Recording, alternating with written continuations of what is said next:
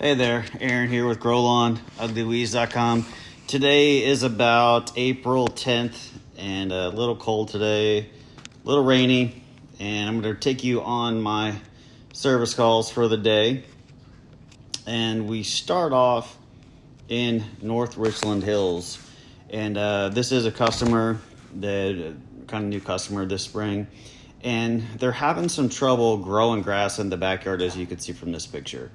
And so they have shade, they have had planted zoysia in the past, and they have multiple big dogs. And so and this is about the entire backyard where the dogs can use the bathroom and chase rabbits and whatever.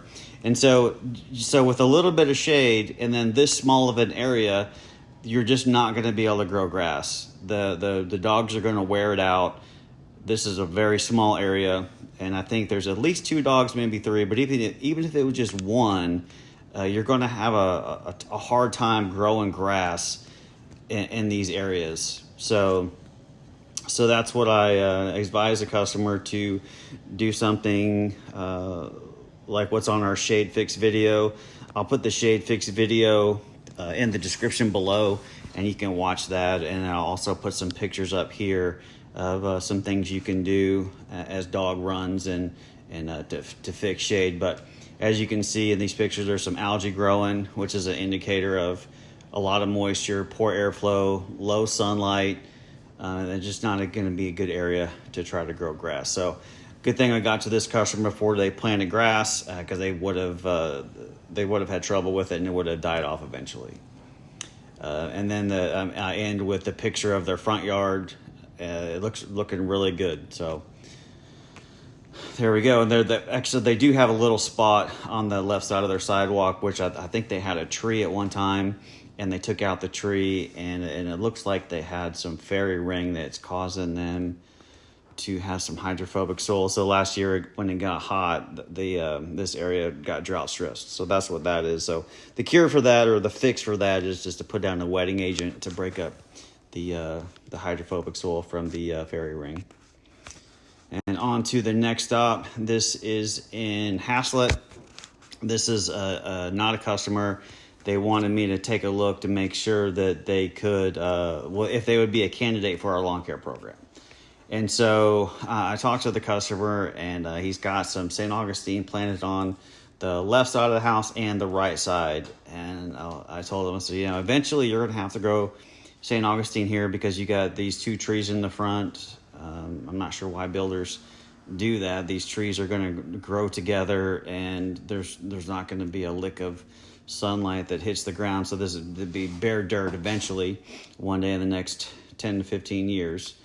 But they have planted St. Augustine off to the left, and so I explained to them that it's not going to work without adding some drainage, and that I would actually try to do something aside from St. Augustine between the houses, because it's going to be poor airflow, a lot of shade, and excessive moisture. And these aren't conditions that are favorable for St. Augustine grass or any other type of grass. So I would do something in between the houses that wasn't grass, and then maybe in the front, that side area, you could definitely grow grass there if you wanted to, and then we could definitely start treating the Bermuda in the front. On the side, or in the front rather, between the sidewalk and the road, looks like he's planted some St. Augustine there, and there's some fescue growing there between the sidewalk and the road. And usually when I see fescue in these type of areas, it's because grass got thin. And I did talk to the customer and or the prospect, and he did say that he bought a patch kit for a seed patch kit, because he was having some thin areas. And so these seed patch kits are full of cool season grasses, and a lot of them have fescue in them that are perennial and will come back year after year, or a portion of it will come back year after year. But this is not for our area. These patch seed packets that you get from your home improvement store, these aren't going to be feasible for our area. Now, if you're a little further north than transition zone, or up north, and you had a thin area and you wanted to fill it in with a cool season grass, you could do that. It's not something we do here in the Fort Worth area. And then moving on, this customer did have some Dallas grass on near his mailbox. Not that many, just a little area, probably about 2 foot by 4 foot.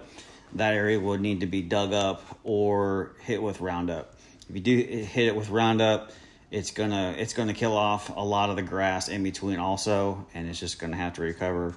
I'll show you some pictures of my lawn where I've sprayed out a ton of Dallas grass, and I'm really seeing the effects of that now. But it will fill in. Of course, I live out in the country, and my yard is about 3.5 acres, and it's non-irrigated, so I have to rely on Mother Nature, and so keep that in mind when you see the pictures. And they planted a little bit of St. Augustine on the right side of the house, and these houses are far enough apart. There's no trees. I do think you could get some St. Augustine to grow here. Definitely would grow better than the Bermuda grass will grow in this area. But you could see there's standing water there. They're going to need to address the drainage here because whenever you have standing water, any type of grass, but St. Augustine especially, it's going to cause a lot of disease problems, and you just want to avoid that. Give your grass the best chance it can to survive. So fixing the drainage in this area would be imperative to having healthy grass. Then moving on to the next one, as you can see, this one's bad shape. So this is a customer, and so this customer called us he heard us on the Ticket last year, the Ticket radio station, and he started off with a bad case of take-all root rot and nigrospora stolen rot. And so his yard was almost completely dead last year, and he's taken it upon himself to patch in some St. Augustine here and there, and that's what you're seeing now. And he does have some nigrospora stolen rot. So I did meet with him, and I said, hey, look, our history shows that in June, July, August, September, your lawn was dry, and we made recommendations to increase water. And each time we came out, the lawn was dry. So 2023 was a massive drought, high temperatures over 100 degrees for 3 months at least, if not almost 4 months. So St. Augustine lawns really taking the beating this year. There's a lot of this nigrospora stolen rot going around. A lot of that you see is the yellowing. It's causing that, and it's causing some dead stolons and dead grass. And so what I did was I said, hey, look, we're going to have to change our cultural practices here to keep this from being a problem. We don't want our grasses, St. Augustine in particular, going dormant under drought stress, because they'll get this nigrospora stolen rot, and then you end up with dead grass or even take-all root rot. So either or, there's no chemical control really for either one of them, or no residential control. There's a product called Daconil that you can use on these on the nigrospora stolen rot, and you'd want to start off in the fall and then hit it up again in the spring. But it's not labeled for residential use. You can buy it on Amazon. So if you're seeing this, I'm going to deny I told you to use Daconil on your residential lawn, but you can get it on Amazon, and just follow the label if you choose to go that route. And I did tell the customer, say, look, I'm going to come out in July, and we're going to check your moisture just to make sure that you're looking good, and then I'll probably visit them a couple more times before the grass goes dormant, just to make sure he's watered enough. And I'll leave him a catch can and pull a soil probe and see where the moisture level is, and then we'll go from there. But I know it looks bad now, but it looked a lot worse last year. So we're going to get him on the right track, and we'll get him going eventually.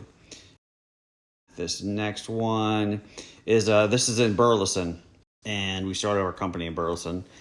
And this one is in Mountain Valley, and the sales team sent me some pictures. So they, Aaron, we help this one.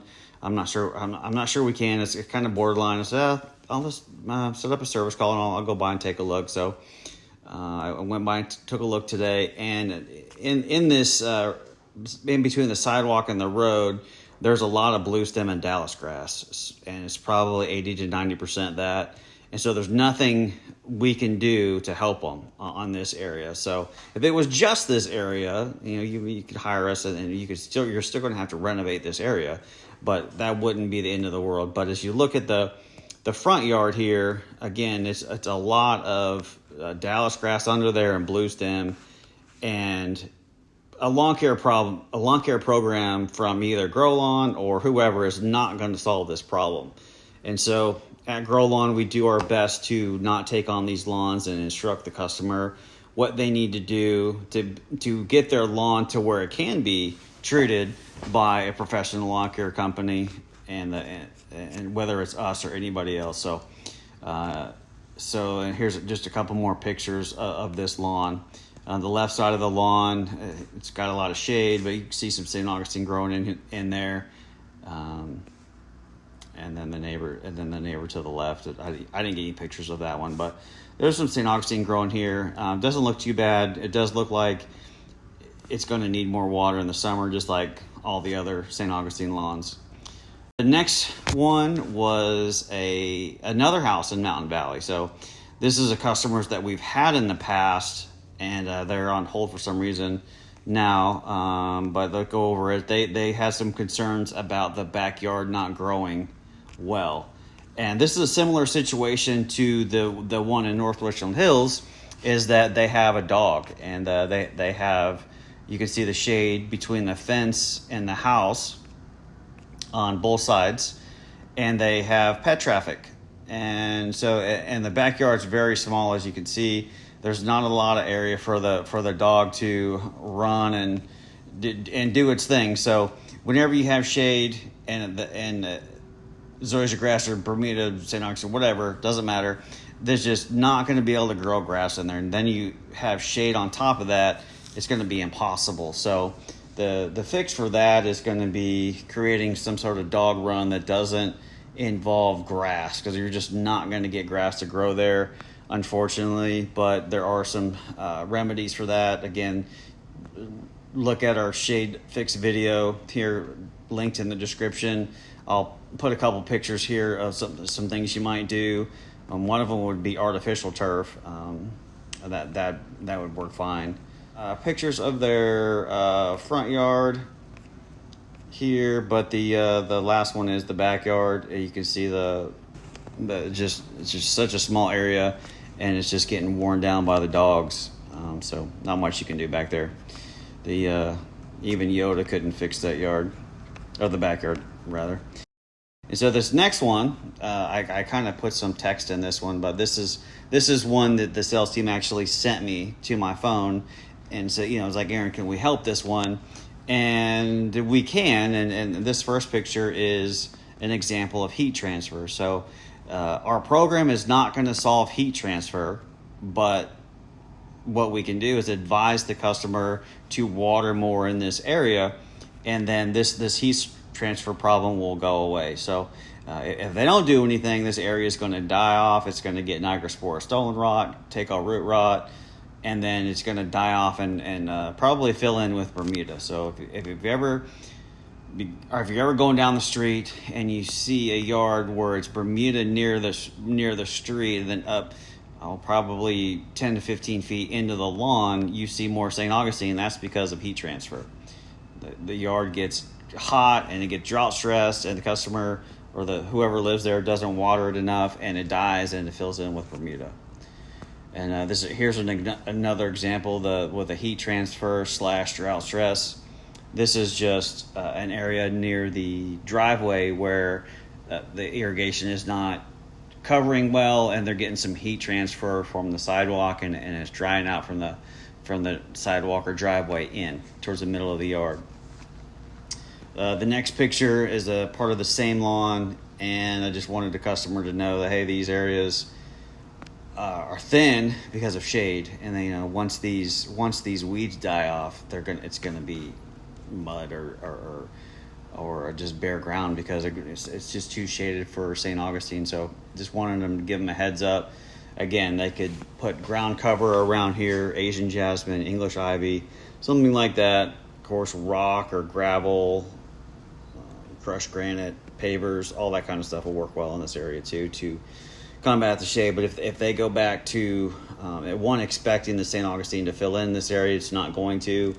And I hope they don't go buy some sod to put in this area, because it'll probably be okay at first, and that's what I see a lot is someone will plant St. Augustine in this area and say, hey, it did well for several months, and then then fall came and it went dormant, and then it just never came back. So, and that's very common. So if you in that situation, you're shaking your head, yes, yeah, me too. So, well, just don't try to grow St. Augustine in the shade. So that concludes my service calls for April 10th, 2024. If you have any questions about your lawn, give us a call at 1-800-LAWN-CARE or visit us at uglyweeds.com. Thanks.